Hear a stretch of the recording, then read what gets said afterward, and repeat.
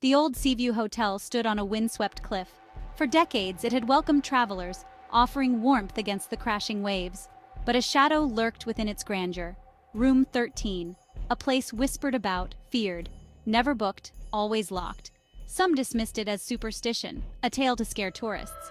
But the staff knew better. They had seen the flickering lights, heard the disembodied whispers, felt the icy breath on the back of their necks. Room 13 held a darkness that defied explanation.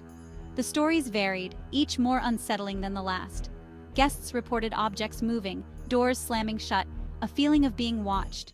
Some claimed to have seen a figure, a shadowy apparition at the edge of their vision.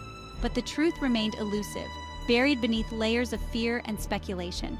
One thing was certain: Room 13 was not meant for the living. It was a portal to somewhere else, somewhere dark and cold. And it was about to open. A young couple, oblivious to the hotel's history, arrived on a stormy evening. They were shown to their room, right next door to the infamous Room 13. The air felt heavy, charged with an unseen energy. As they unpacked, they noticed strange occurrences. The television flickered. The lampshades swayed, although the windows were tightly shut. A cold draft snaked across the room, raising goosebumps on their arms. Unease settled upon them. They tried to ignore the unsettling feeling, blaming their nerves on the storm raging outside. But deep down, a primal fear began to stir.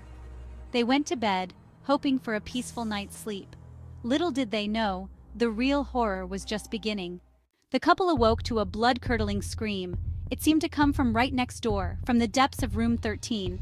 The man, his heart pounding, crept towards the wall. He pressed his ear against the cold plaster. Silence, not a sound. He turned to reassure his terrified wife, but the words died in his throat. The room was freezing, the air thick with an oppressive presence. Suddenly, the room plunged into darkness.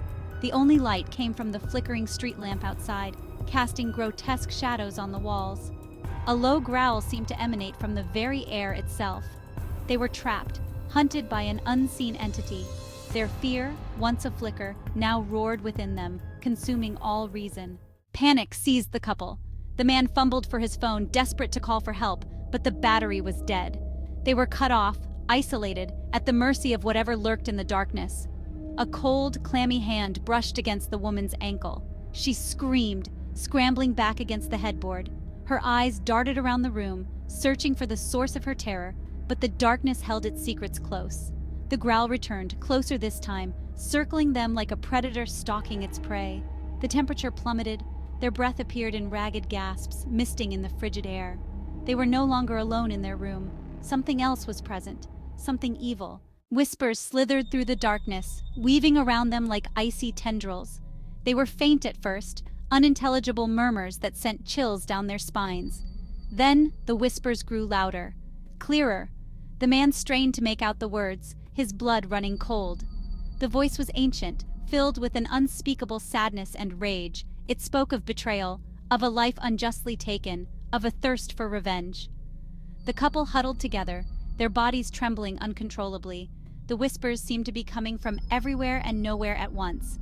They were surrounded, engulfed by the chilling sound of the entity's voice.